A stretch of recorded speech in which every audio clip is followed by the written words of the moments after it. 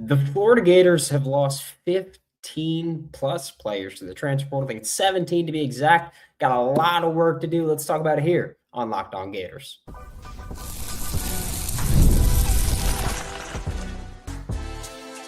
You are Locked On Gators, your daily podcast on the Florida Gators. Part of the Locked On Podcast Network, your team every day. Might have helped to have my microphone plugged in to do all that. Thanks for making Locked On Gators your first listen of the day. Every day, we are available daily and free reviews of the podcast and on YouTube. And like I said, the Florida Gators lost 15 plus players to the transfer portal and now have a lot of work to do replacing them all or replacing as many as they can using high school recruiting, using the transfer portal. It's one hell of a job for them to do. If you have any players that you want to talk about, go ahead and talk about them in the chat. Throw names in there. We can look at names. I'll pull them up on my screen at least, and we'll talk about guys there. But I see the first comment is Ball gone? I don't know. Frankly, I don't know. That hasn't been decided yet, to my knowledge. This is still about Florida trying to retain him. And what's up, guys? Good to be back. But yeah, for Jaden Ball, he's obviously a big one, right? I also didn't even introduce myself. My name is Brandon Olsen. I'm the host of Locked On Gators. I'm a lifelong Florida Gators fan. And I host Locked On Gators, your team, every single day. And the Florida Gators lost, DJ Lagway to the transfer portal. They've lost guys. They've lost a lot of players. But frankly, none that really devastate me, right? I think that's an important part here, is that I don't think many of the players that Florida has lost really break my heart, right? Like DJ Lagway, I've been saying since, October that I think that it might be best for him to go. And yeah, for Jaden Ball, like they're still trying to replace him. They're still trying to retain him, not replace him, retain him. And look, maybe they lose him. Maybe they don't. I really don't know. I will say that with Jaden Ball, I don't like the amount of people that new video camera, new laptop. That's what we got. We got a new laptop and also not Long Island internet. And Long Island internet really did damage to the quality of the videos that were coming through. But yeah, with Jaden Ball, like, look, he wants to win, right? For the NIL thing, I really think that people are overplaying, how can we get outbid for him? How can we get this? How can we get that? I don't think that matters that much. He knows he's going to be in the NFL. Like he knows he's going to make money. He knows that. Like money's coming to him. He's going to be really good. I think for Jaden Ball, the most important thing is winning and probably saying, hey, I'm playing behind an at least decent offensive line, right? Because as a running back, you don't want to play behind a bad offensive line. It's really going to kill your numbers. Guys don't want that. I will also say that the NFL will acknowledge if you play behind a bad offensive line. They'll watch your film. I remember, let me see the years, if I could pull those up. Also, still getting over the flu. I don't know how to describe it.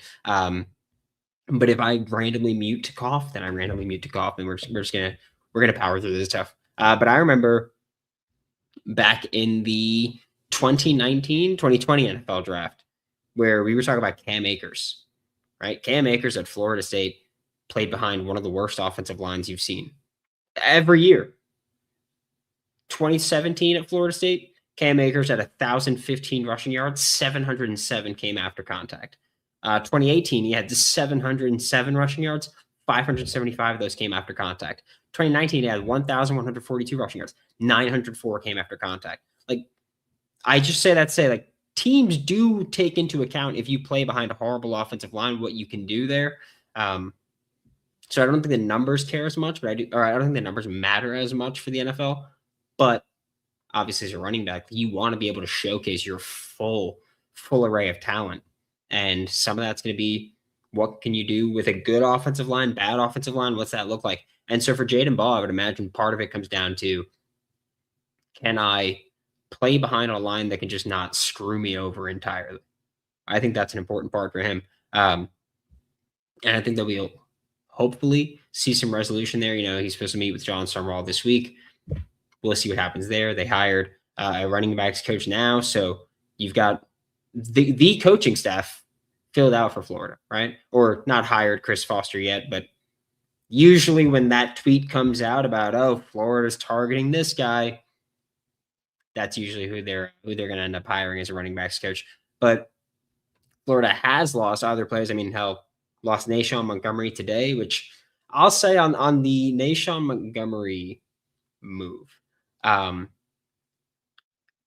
not disregarding it, but I am going to say that Florida lost a guy with basically no production, but has potential. And I hate that part. Like I hate losing a guy without with potential. I do. I can say, hey, like he didn't produce anything. So like I'm not heartbroken about it because we don't know what he would have been. But also we don't know what he would have been. He could have been pretty damn good for us. And so I think that part sucks. Hate losing a guy that has potential. I hate, and especially me, like I think if you can get a transfer portal player that has less than 1 year of experience, right? I say add them and treat them like part of the high school class. Counterpoint, I hate losing a player like that. Like I hate losing a player who we don't know what he is. He didn't burn his red shirt. We don't know what he could be. I hate that. I see you guys talking in the chat. Thank you very much for that one. But like saying, like if he leaves, I'm really not worried. I think we could find good running backs. Here's the thing: Jaden Ball is not a good running back. He's a great one. Simple as that. Like I'd be really pissed if we lose Jaden Ball because I know what Jaden Ball is, and it's a talented damn back. And so I would hate to lose that. Tulane's embarrassing loss in the playoffs does not inspire confidence in Summerall's coaching abilities. I think that Tulane losing bad, like it was a bad loss. I'm not excusing that. I didn't expect Tulane to win, but not get blown out. Why wouldn't you expect that? They lost 45-10 when they played earlier this year. Why wouldn't you expect it? Like there is a significant talent gap between teams that are at or near the top of the SEC versus teams that are at or near the top of the American, or teams that are at or near the top of the.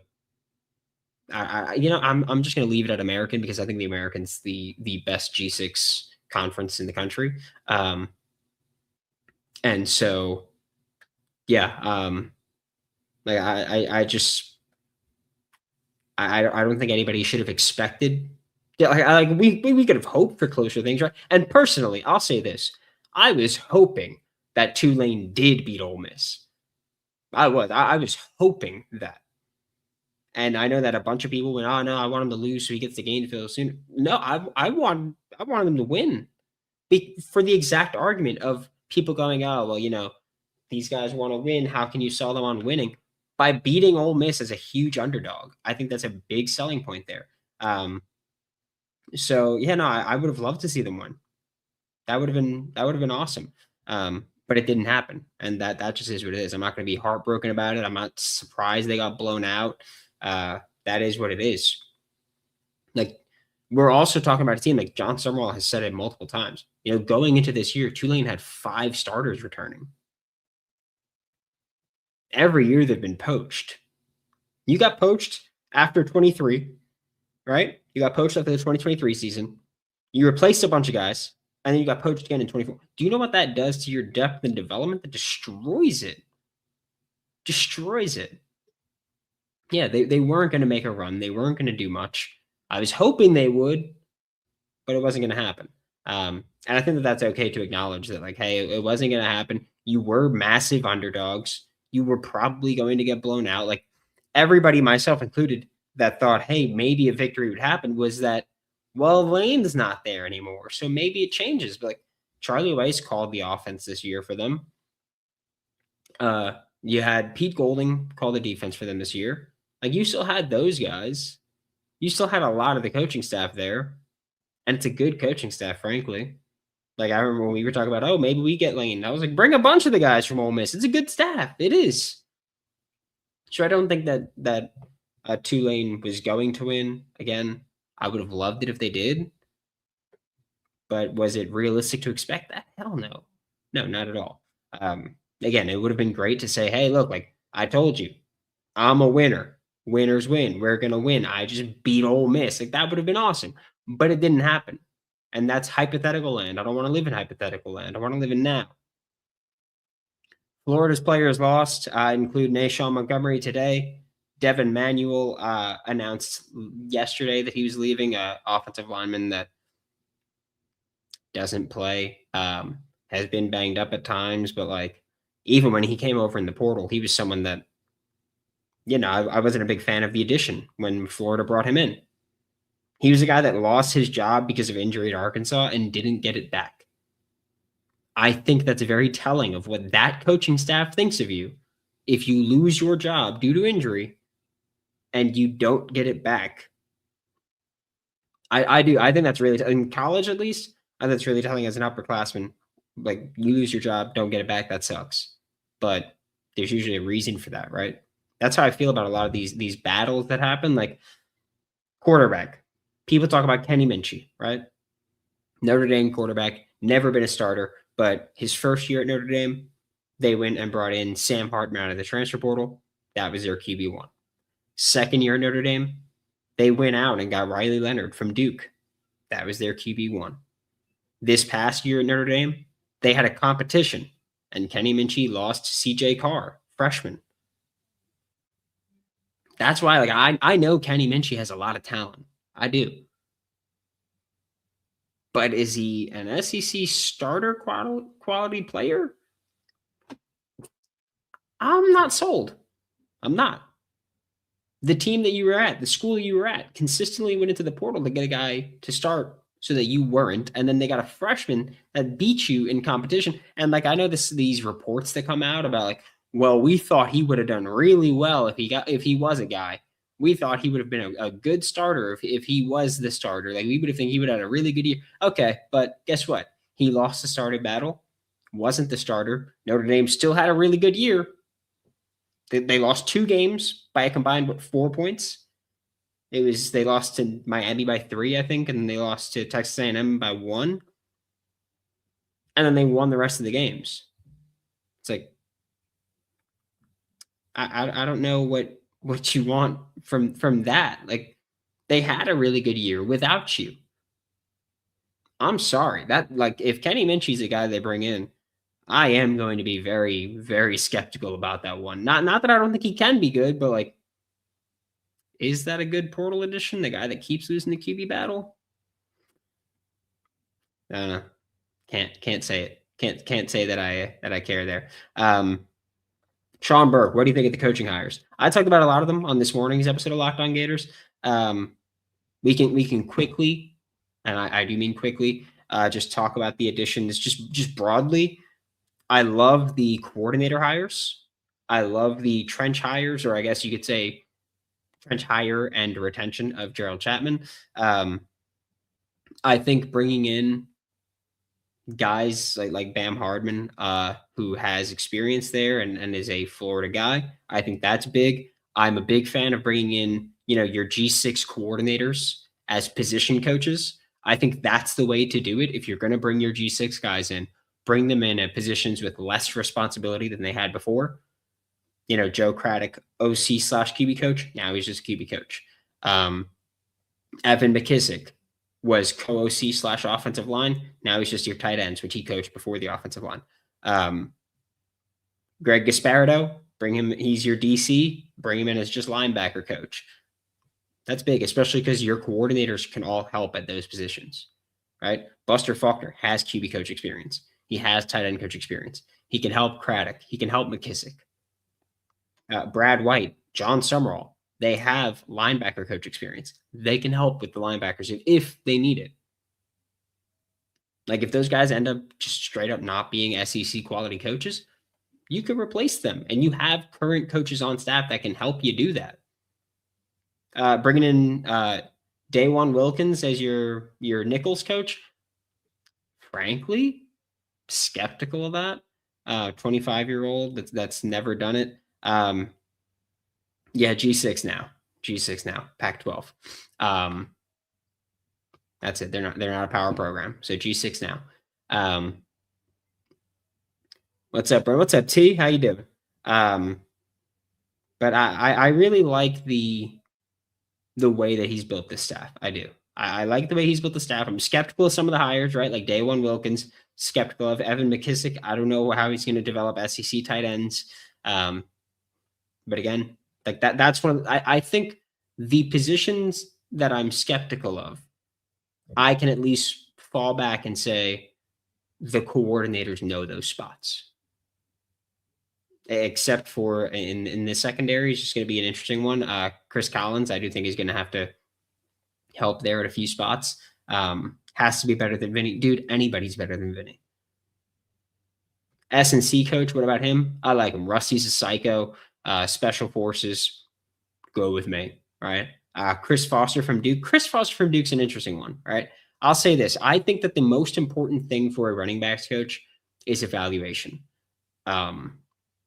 I think the most important thing for a running back coach is evaluation, because I do think that running back has quite a few spots, or running back is one of the few spots where there's not a ton of development there. I really we see guys get better, right? But I think at running back coach, a lot of what you're looking for is guys, and what Jabbar Jaluk was really good at was evaluating, right? Your vision, making guys miss. Those are two of the most important things there that you can't teach. I don't believe you could teach. I think you could teach a guy, hey, during this play, this is the hole you hit. That's learning the playbook. Sure, you could teach him that. But I think that actually going out there and doing it is a different thing, right? I think that's a feel thing, because things move so fast. You take your hand off and you got things going on in front of you. They're moving. The defense is moving things. A lot's going on. You got to read, react, adapt, and make your decision. Quickly do everything. I think that you could try to teach people, but a lot of it's just about feel. And I think that's a feel thing. It is what it is. So we'll see with Chris Foster. Like, I know he helped with getting Matt Breida developed and into the NFL. Who else? Keaton Mitchell from Eastern Carolina. Cool. You've never done it on the big stage. We'll see if you can do it on the big stage, right? That's kind of where I stand on it. Like, again, I do think that John Summerall has deserved the, or maybe not deserved, right? But I'm going to give him the, you're hiring good football coaches. Cool. Like, I think that's what he's doing. I think he's just hiring good football coaches. Like, I don't think it's necessarily, oh, this guy's a stud recruiter, stud developer. It's just, can you get your guys to do their jobs consistently for us to win games? Yep. And that's it. David Brooks, thank you for the super chat. What would you think about adding Rocco Becht? Okay, Rocco is on the list of guys that we were going to talk about today. So let's talk about the portal, right? Rocco Becht from Iowa State. I know that he hit the transfer portal, and everybody kind of went, all right, well, you know, his girlfriend, I guess, goes to UF and all that fun stuff. Rocco's one that I will say I'm skeptical of. I've watched a good bit of Iowa State over the years. I've not been shy that I love Matt Campbell, who was the Iowa State head coach. He was the coach at Toledo when I was at Toledo.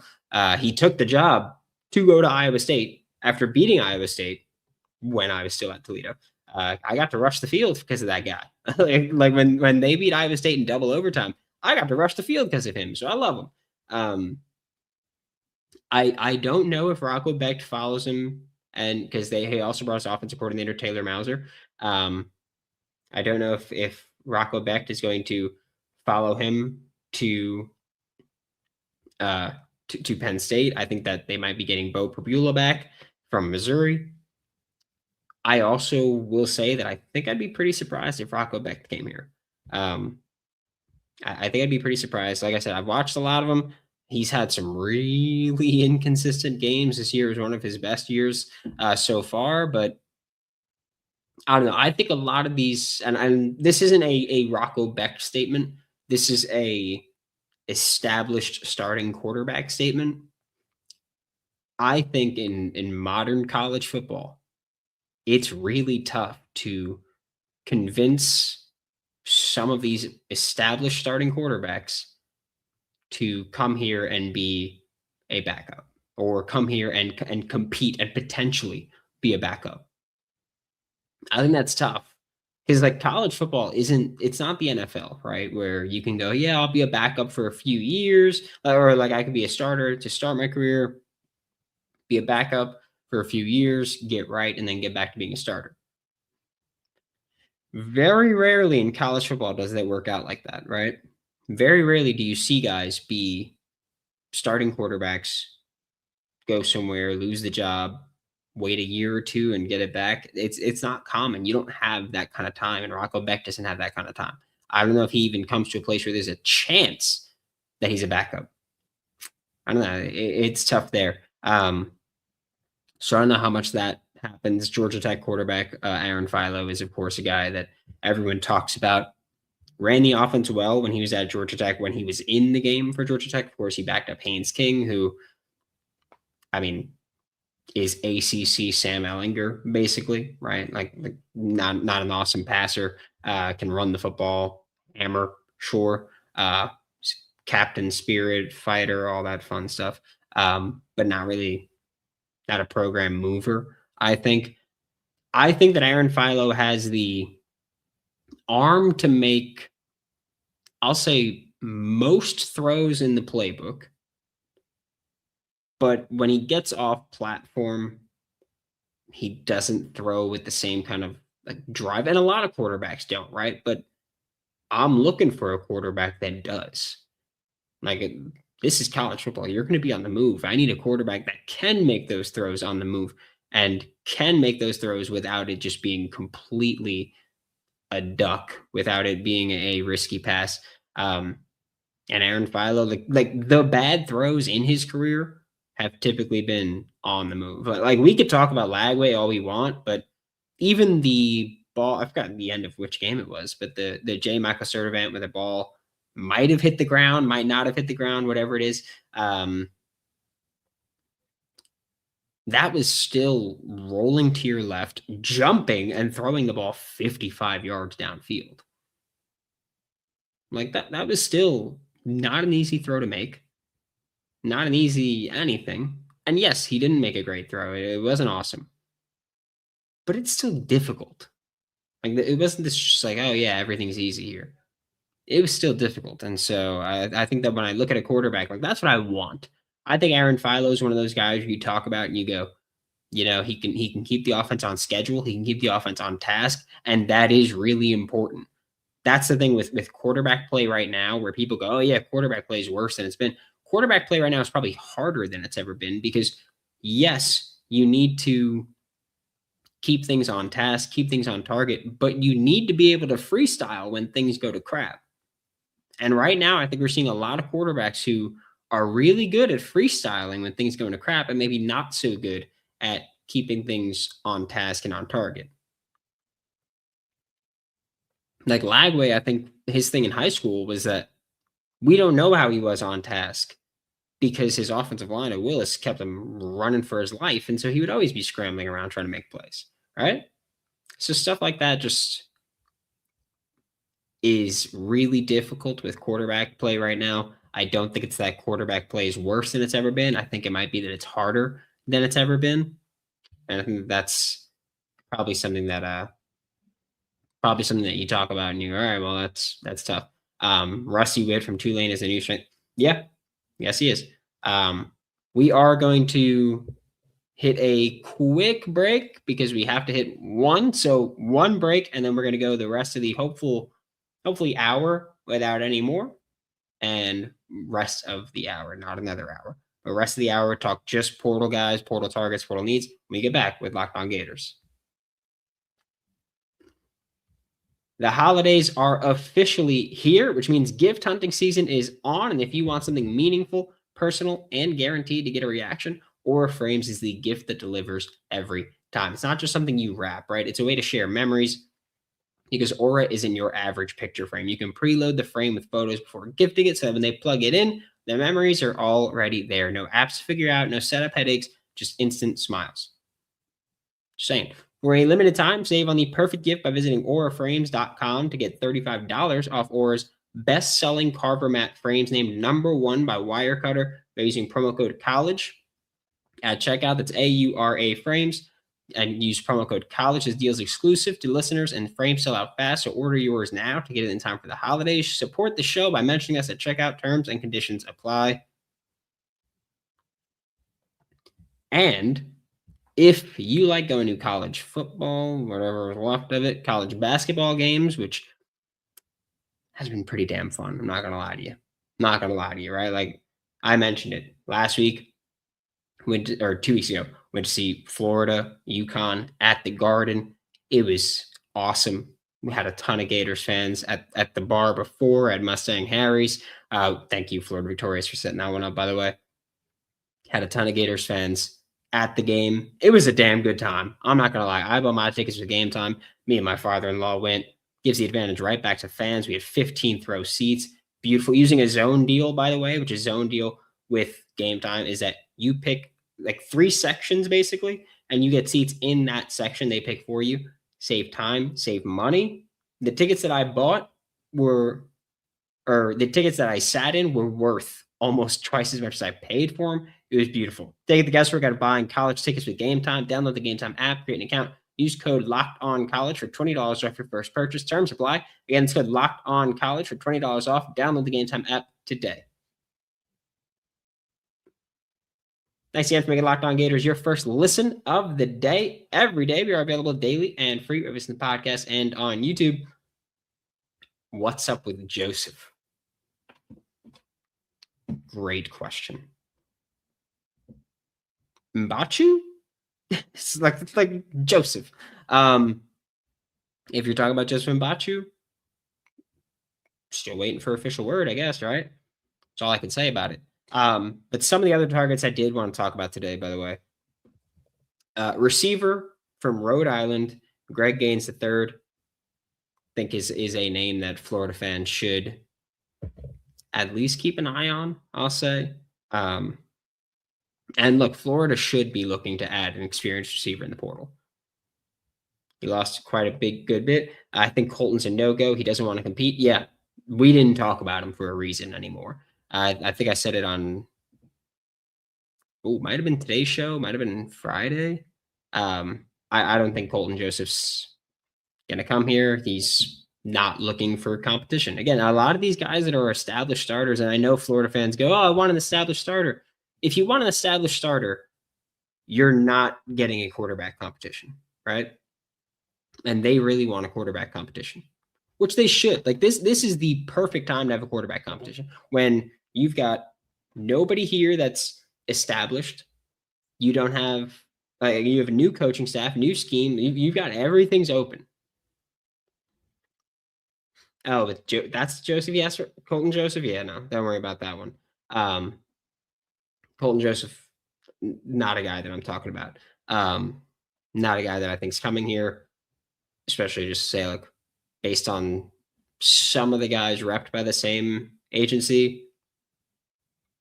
Look, let me just, I'm just going to throw this out there. I don't know every agent. I don't know who is repped by who fully, but I do know that I see some guys where the tweet comes out and it's like, oh, he's entering the portal. Agent so-and-so tells us, right? And I see that, and I see a lot of guys with the same players that hit the portal and things like that. I think that there's a trend with some agents that every year they're going to have a lot of players at the portal. It was, I forgot the name of the agent, but whoever was repping, I think it was Darian Mensah when he left Tulane and went to Duke. Dude had like 30 guys hit the portal. It's just like, okay, if all your players are hitting the portal, I'm assuming you're just telling them to go chase the money, right? That's what it is. Clear-cut season QB, yeah, they're not going to be coming in to compete for the starting quarterback spot. They're not. Because other schools will guarantee them the starting quarterback spot. So if you want a quarterback competition, no seasoned, experienced starting quarterback. Unless it's a guy that was a starting quarterback, lost the job. But even then, he's probably going to a spot that he's going to guarantee that he can win the game. He can start right away, right? You're not going to see that.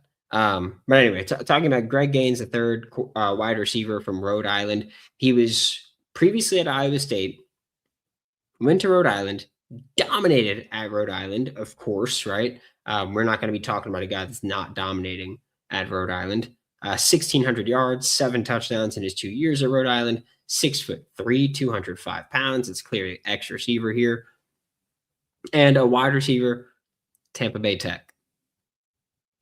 Like he's got the ties. It would make a lot of sense if he wanted to come home, won last year, ball out if he can, play in the SEC, playing a fun offense. Makes sense there for Greg Gaines the third. Hopefully Florida can make something happen with that one. And look, some of these names are names that, we've had listeners throw into the chat. Some of these names are names that we had listeners, part of the Insider program, which the link's in the description below. But part of the Insider program send to me because I sent out a message and I was like, hey, there's names you want to talk about. Throw them in there. Let's talk. Like we had Wisconsin center Jake Renfro was in there. Redshirted this year after being banged up. Like he played, I think, weeks 1 and 2, and then got banged up and played 7 and 8, got banged up again. And he was just like, you know what? I'm going to redshirt for the year and then hit the portal. 6'4", 313 pounds, pure center, not a guy that you're going to go, all right, let's play him at guard, whatever. I think he's a solid pass protector. I think he's a good run blocker in with gap scheme, but Wisconsin, I don't know, it's weird because Wisconsin has shifted toward a bit more of like a finesse school, and it's just it doesn't fit Wisconsin, right? We'll get to the Tulane guys. It just doesn't fit the Wisconsin style when you watch them. It's kind of gross, honestly. Luke Fickell, it's disgusting. But they run this these wide zone stuff, and it just doesn't look right coming out of Wisconsin. And also Jake Renfro doesn't look as good doing it. I do think Florida is going to be more of a gap oriented run game this year. That's just how I think it'll work with Buster Faulkner there, with Phil Troutwine. I think they'll be fun. I think it'll be good to watch. But they do need to add to the offensive line, right? There's going to be there's going to be tackles that hit the portal. There's going to be guards at the portal. Florida should be looking at all of them if they can. Florida should be looking at all the guys they can that can just, come in and compete. Because that's what you're looking for, right? You got a bunch of linemen now that came in under Rob Sale and were not properly developed. And probably should be at some point. I'm sorry, I need to drink water with this. But you've got guys who should now be getting developed properly with Phil Troutwine. You got Rusty Witt for strength and conditioning. You could see what these guys are going to look like, but you got to bring in competition and just try to build a better offensive line, because I think that's going to be more important for talking about a guy like talking about retaining Jaden Ball. I think it's going to be more important to say, hey, we have a quality offensive line as far as what you've got in front of you, instead of just here's how much money we can give you. Here's how we can sell you here. Wins offensive line. Go get a guy like Jake Renfro. You're replacing Jake Slaughter. You just had an All-American Jake. Just get a guy that you can make a new All-American Jake. Just work with that one. And defensively, Tulane, I had 2 defensive tackles enter the transfer portal.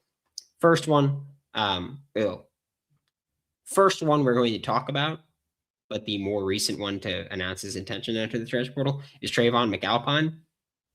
6'3", 305 pounds. I think he's a really solid nose tackle that can come in and, I'm going to say, compete immediately, right? I'm not going to say you're bringing in these guys and they're instant starters. Not doing that. I don't think that's the right way to talk about them. I don't think that's the right way to approach them, because I do think that you're going to see just open competition at every spot. Even guys that were here last year, like you'll get guys like Ball going to start, Miles Graham going to start. You're going to get those guys. They're going to be starters. One, because they deserve it. Two, because frankly, no one's going to come in and compete with them.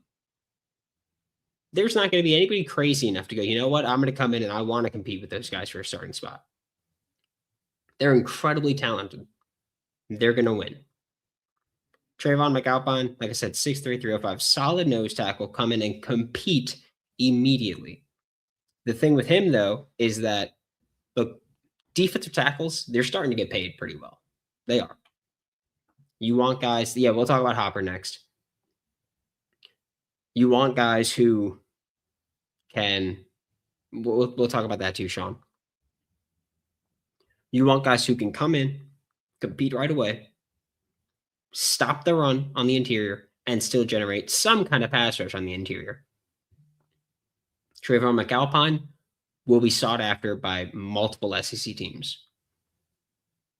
A&M, Auburn, I would imagine they're involved. Just because like they seem to always be involved when there's a good defensive lineman that's a portal, they seem to be involved. I'd imagine they're going to be involved. I imagine Kentucky. Kentucky's going to have more money now, just so you know. Getting a Will Stein, that's going to help any Kentucky boosters that give half a damn about football. Getting Will Stein, that's a big name for them. It is. He's a really, like, he's the sought after OC to be a head coach. Anyone from Tulane, like Osiris Torrance, I don't know about that one. Like Osiris Torrance is one of one, right? But Trayvon McAlpine should be involved. And like, who was it? Sean Burke said they were smoked by Ole Miss, so how many Tulane guys do we really want? No shade, just wondering. Great question. It is, right? Because if you just got your ass kicked by an SEC team, how do I know you're going to come in and be able to handle an SEC schedule? Not just a team, a schedule. It's a fair question. It really is. There are certain guys where when you watch the game, you watch the film, you go, that's what I want. Like Trayvon McAlpine is one of the few guys on Tulane, especially on the defense, that I look at and I'm like, all right, let me see it. Like I want him. I want him out there. One of the few guys there. So you've got Trayvon McAlpine, Santana Hopper on the defensive line also. Santana Hopper's the first Tulane defensive lineman that hit the portal. He is not going to be an interior guy. Like at Tulane, he would sometimes play nose, like he'd pop in at the nose. At Tulane, he would sometimes play nose. Not going to play nose. He's 265 pounds. You're not playing the nose in the SEC. I don't care how good you are. You're not coming in and playing nose in the SEC at 265 pounds, right? You got Santana Hopper there. You've got the Tyreek Sapp role, I think, when we talk about Santana Hopper, right? He's 6'2", 265, so he's half an inch shorter than Tyreek Sapp, 10 pounds lighter. He's going to be playing probably the 5 tech, which is like head up with the tackle. So you got like the whatever side you're on, you got right there the 5 tech. You're going to be sometimes playing 3 tech with the guard, but most of the time, you're not going to be playing a ton of this situational nose that you played that you could get away with in the American, right? You're not going to get away with that here. Won't fly, but frankly, I think he can step into that Tyreek Sapp role. And again, I'm not going to say start, but I'm going to say can compete and probably earn playing time right away, playing that just like base end, well-rounded, good run defender, good pass rusher. Again, you then have to talk about, well, they did all that at the lower competition. And again, that matters. Like doing that at Tulane is different than doing that at Florida, right? You could talk about Santana Hopper, how he's performed at other schools, right? They played Ole Miss this past week, frankly, Santana Hopper played pretty well, I thought, against Ole Miss. At least I thought he got off to a little bit of a rough start, and then he kind of like settled in and kind of started picking up what they were doing and playing a little bit better and creating a little bit better for himself. Whereas like Trayvon McAlpine, I don't think played awesome against Ole Miss this time around. I think he played a better game against them, because that's also a thing too with both these guys and with any Tulane player that you're talking about. They played Ole Miss in week 4, and they played Ole Miss in the first round of the college football playoff. And Trayvon McAlpine played a better game the first time against Ole Miss. Was kind of a ghost this time around. And Santana Hopper probably got a little bit better in this matchup against there. So I think looking at that is important to talk about when you're talking about can they translate. But again, Santana Hopper, 6'2", 265 isn't exactly a behemoth on the defensive line in the SEC, but again, contributes in multiple ways. We're going to have a few more minutes here.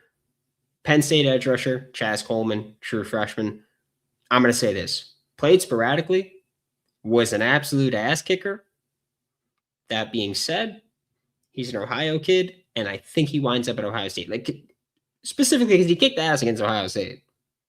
And I think if you do that and you're an Ohio kid at Penn State and then you hit the portal, I think they're going to go after you. I will say, not a great run defender. Okay.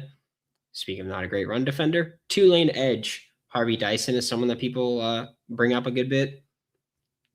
I will take him on the condition that he is a designated pass rusher.